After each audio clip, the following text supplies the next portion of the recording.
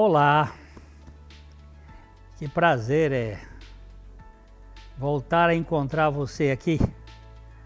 Você sabe que o nosso objetivo é sempre este: anunciar, proclamar, falar do Evangelho das riquezas insondáveis de nosso Senhor Jesus Cristo, o Deus que se encarnou, que habitou entre nós.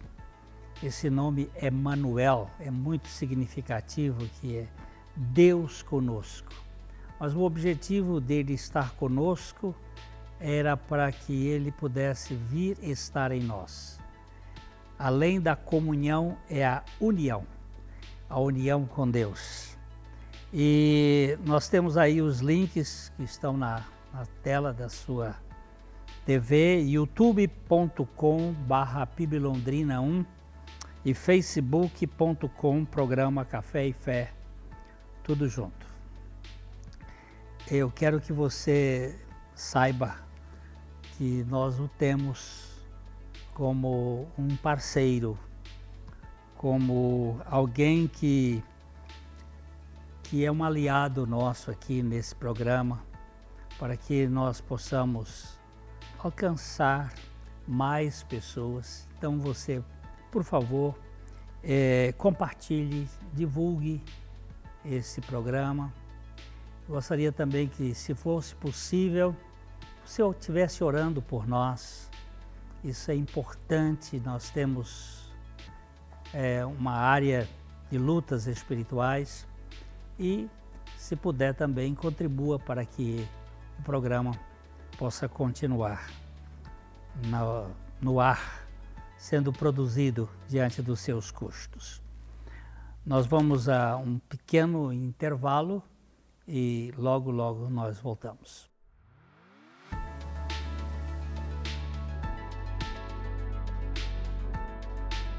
Bom dia, graça e paz, meus queridos.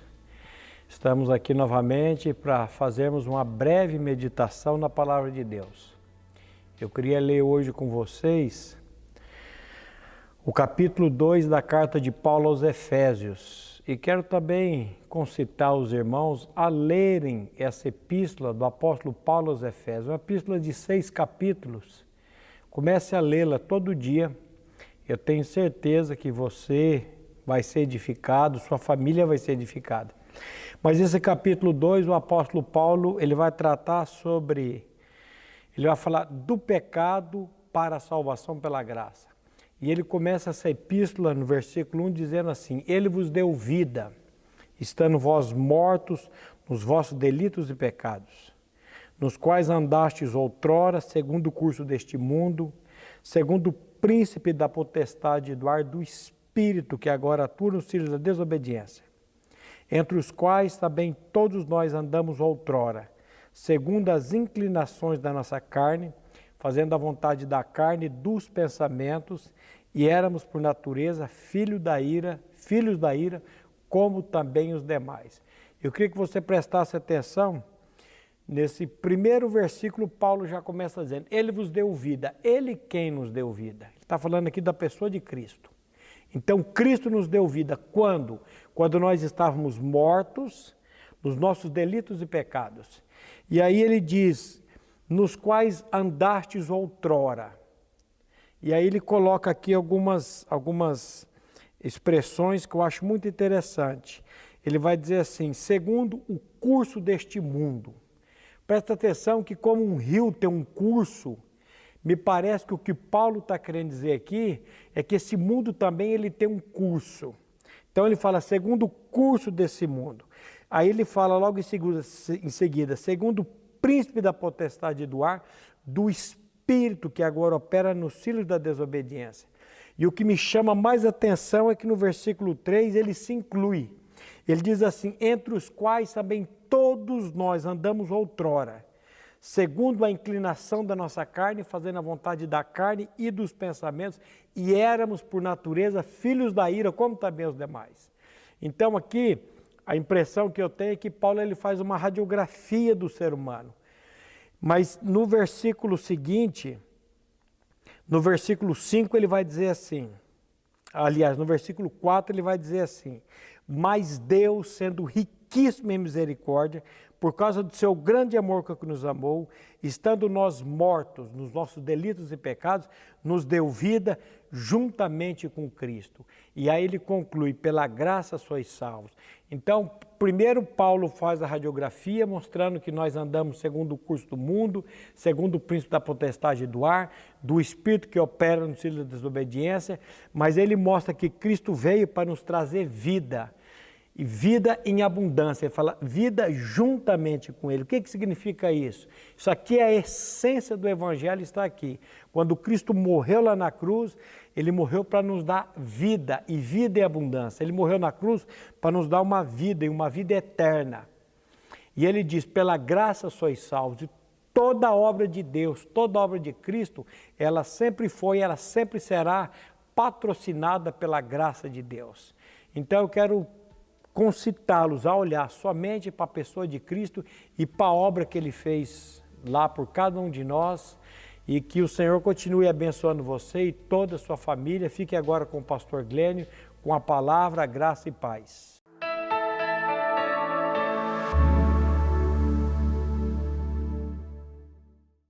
Ótica Higienópolis. Há 35 anos no mercado óptico de Londrina, sempre com novidades em produtos e tecnologia. Nossa equipe está preparada para dar uma verdadeira consultoria, facilitando a escolha de seus óculos para correção ou proteção solar. Ajuste de óculos personalizados, respeitando o conforto e anatomia do seu rosto. Ótica Higienópolis. Avenida Higienópolis, 346, em Londrina.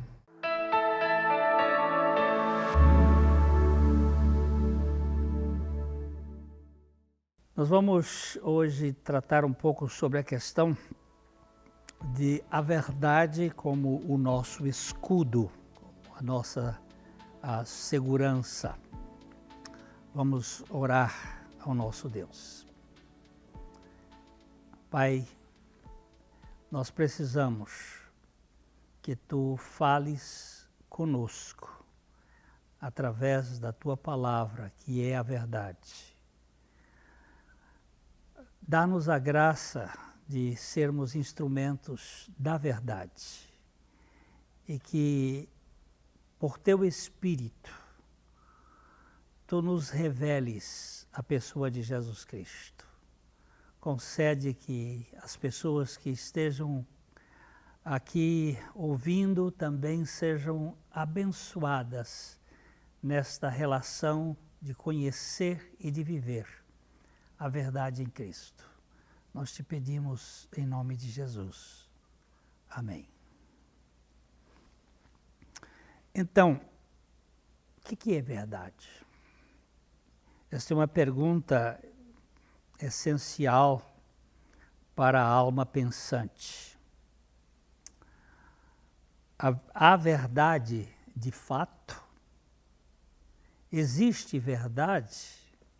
Ou a verdade é relativa? A verdade é subjetiva ou objetiva?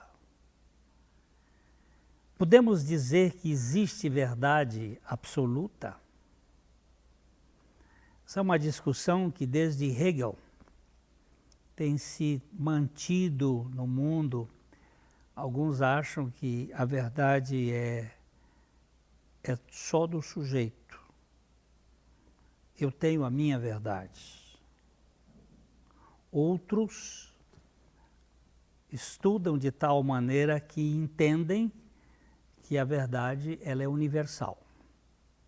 O que é verdade para um é verdade para todos.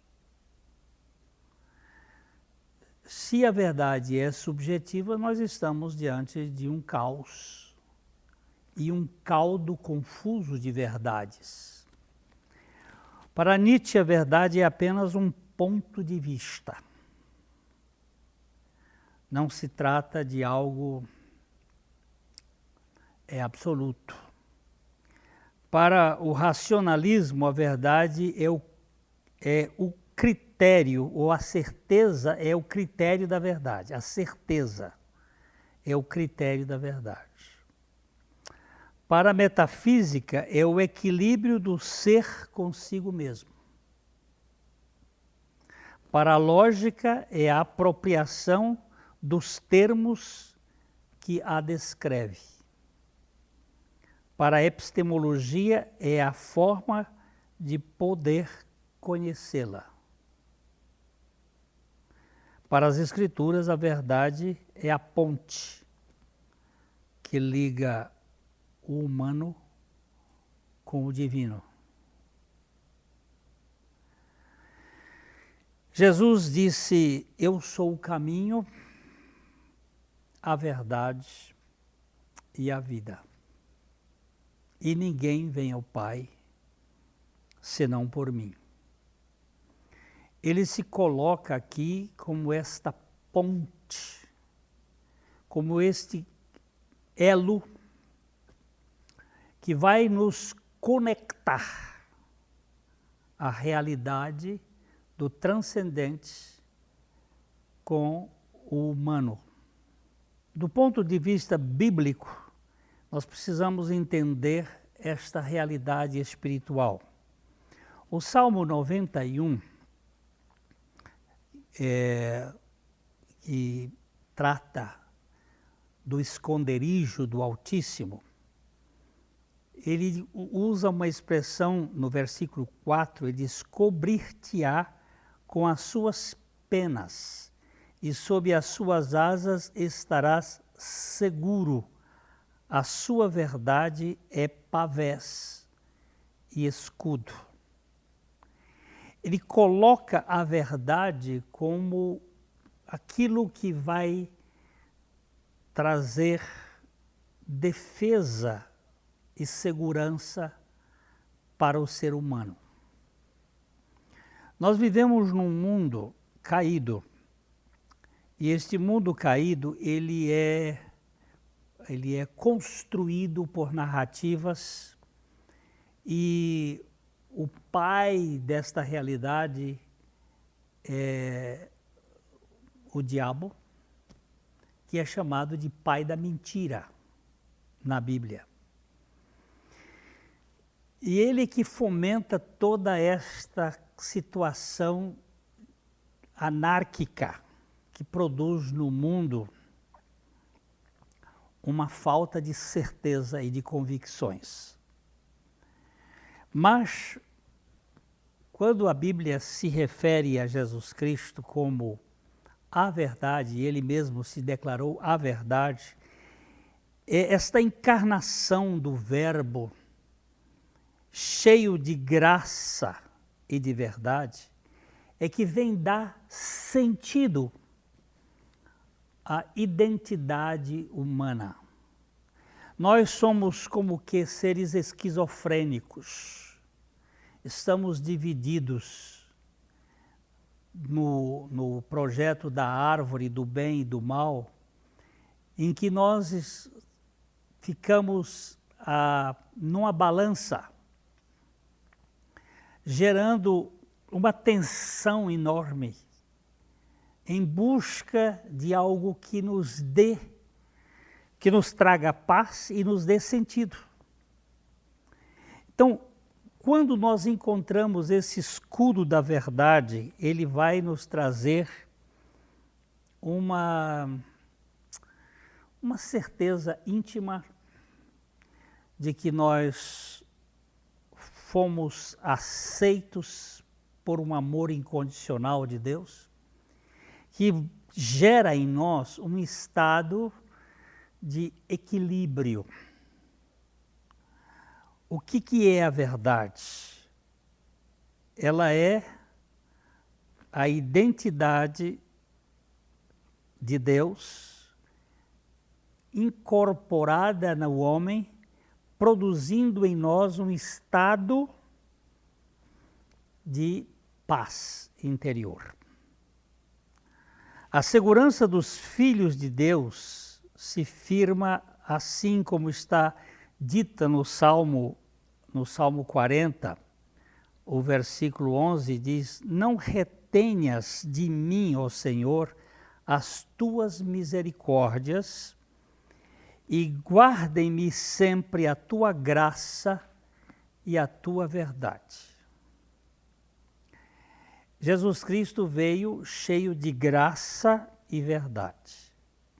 Veja bem que a graça antecede a verdade, porque nós só podemos conhecer a verdade por meio da graça.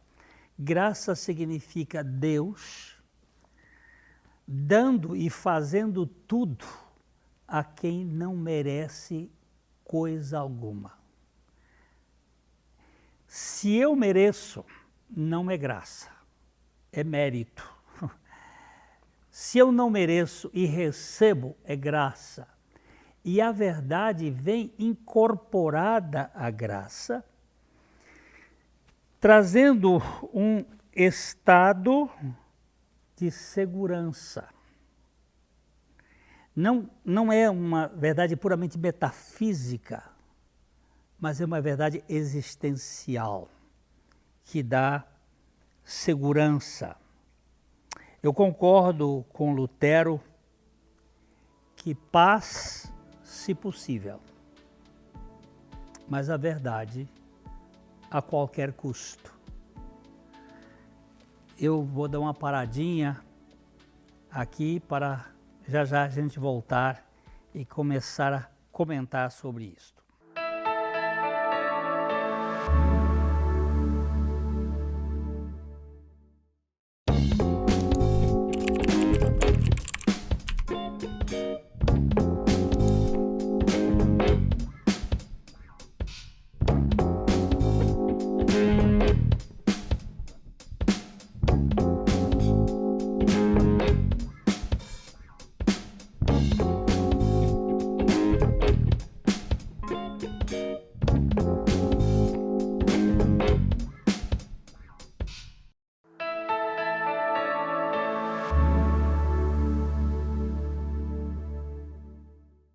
Como eu estava falando, citando Lutero, paz, se possível, mas a verdade a qualquer custo.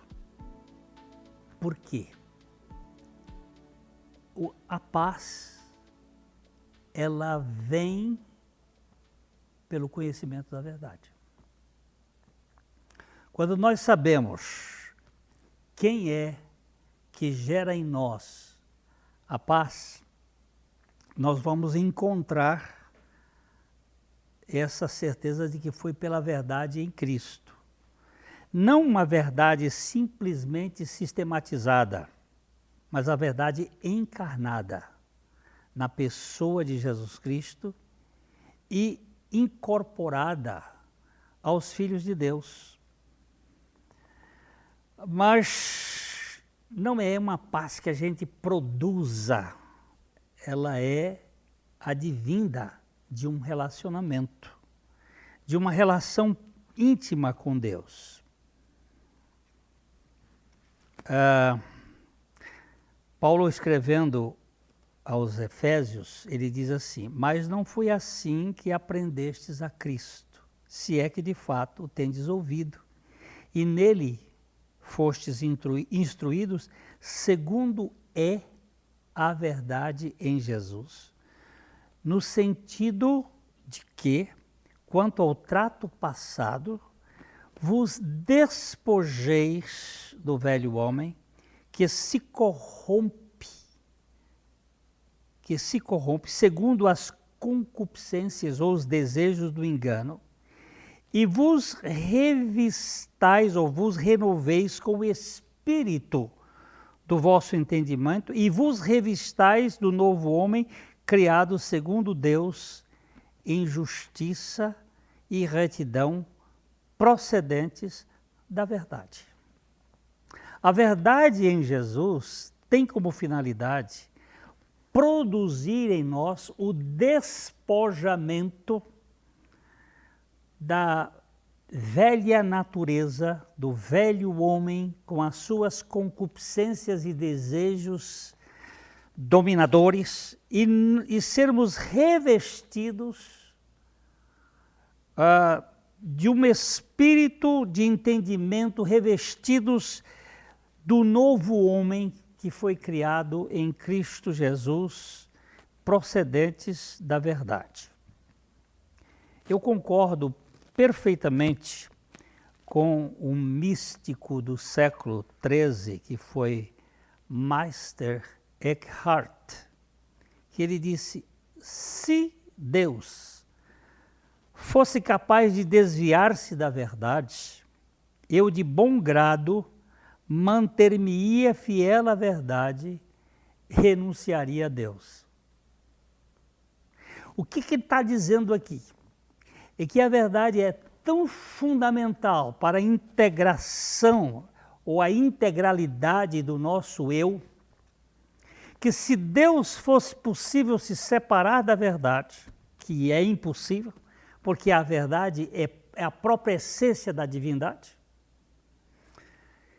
ele preferia ficar com a verdade e se separaria de Deus. Mas como isso não é possível, é preciso conhecer a verdade em Jesus. Ele disse: conhecereis a verdade, e a verdade vos libertará. Esta verdade não é uma metafísica, não é um curso de lógica, não é a questão ontológica mesma, mas é a essência da encarnação do Deus que se importa com gente para nos salvar da mentira existencial. Não é uma questão de mentira lógica, é quando nós fingimos ser o que não somos e vivemos uma realidade com aquele eu que é criado por nós, um eu hipotético, que nós damos a impressão que se chama o impostor que vive em mim. Eu crio e cultivo esta realidade que não dá sentido à existência. E eu vendo para os outros, algo que não existe, é só uma idealização. É falso. E é inútil a gente tentar ser o que não é. A palavra de Deus é a verdade e nós podemos ser construídos dentro desse conceito da palavra que nos santifica, que nos torna separados e inteiros. Jesus disse assim: santifica-os na verdade, ou na tua palavra, a tua palavra é a verdade. Santificar é tornar inteiro, não esquizofrênico, não dividido, não dualizado, não uma realidade para fora para ser aplaudido e aceito, e uma realidade para dentro da qual você não convive bem e que muitas vezes ou o deixa extremamente orgulhoso, vaidoso pelo papel desempenhado, ou o deixa completamente deprimido e com uma sensação, uma vontade de morrer, de desaparecer.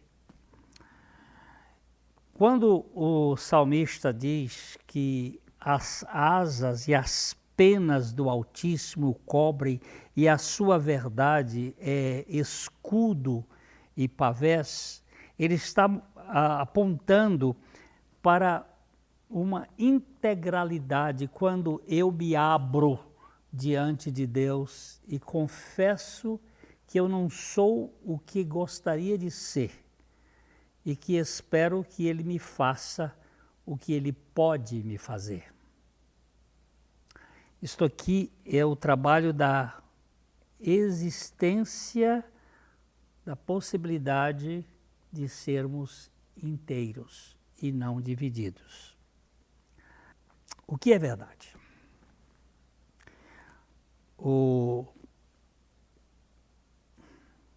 Pilatos perguntou isso para Jesus. O que é a verdade? E Jesus ficou calado. Por que que Jesus se calou? Porque a verdade não se demonstra, não é um diálogo que eu vou tentar provar. É uma unidade entre aquilo que eu sou de verdade e aquilo com que eu vivo e me mostro. Jesus era a encarnação da verdade. E só Ele pode nos dar essa proteção para nós sairmos do fingimento que nós temos de ser o que não somos. Nós somos muito aparentes. Nós tentamos mostrar para os outros algo que não bate. Quando Jesus falava, os ouvintes diziam assim, ele fala como quem tem autoridade, não como os escribas e fariseus. Por quê? Porque os escribas e fariseus falavam correto do ponto de vista linguístico, do ponto de vista da doutrina, do ponto de vista do conhecimento, eles falavam correto. Até Jesus diz assim, façam tudo o que eles ensinam, mas não os imitem, porque eles falam, mas não vivem o que falam. Então, a verdade tem esta conotação de não ser apenas um conceito, mas de ser uma realidade existencial.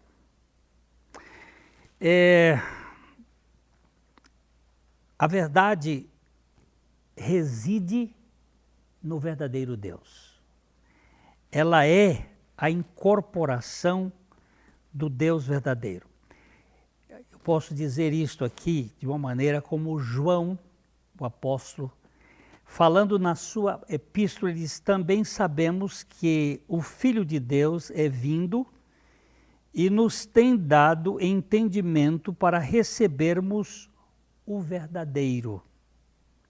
E estamos no verdadeiro, em seu Filho Jesus Cristo. Este é o verdadeiro Deus e a vida eterna. E ele termina dizendo, filhinhos, guardai-vos dos ídolos, guardai-vos da idolatria, guardai-vos da vaidade, da vacuidade, do vazio, da mentira, daquilo que não tem identidade. Deus, mantém-me em Jesus Cristo, para que eu viva uma vida somente dele, por meio dele e para ele. Veja que proteção é este. É o escudo e é o pavés contra toda mentira deste mundo. Eu sou aquilo que Deus diz que eu sou em sua palavra por meio de Jesus Cristo. E você é o quê? Onde você está vivendo? Na dimensão da opinião alheia ou dos seus próprios sentimentos, que são tão mutáveis quanto as nuvens sopradas pelo vento? Que Deus lhe conceda em Cristo Jesus, que morreu e ressuscitou para lhe dar vida, e não lhe dar simplesmente uma narrativa. Que Deus lhe dê esta realidade espiritual. Quero deixar aqui o meu abraço e desejar que você conheça profundamente a suficiência de Jesus. Um grande abraço e até lá.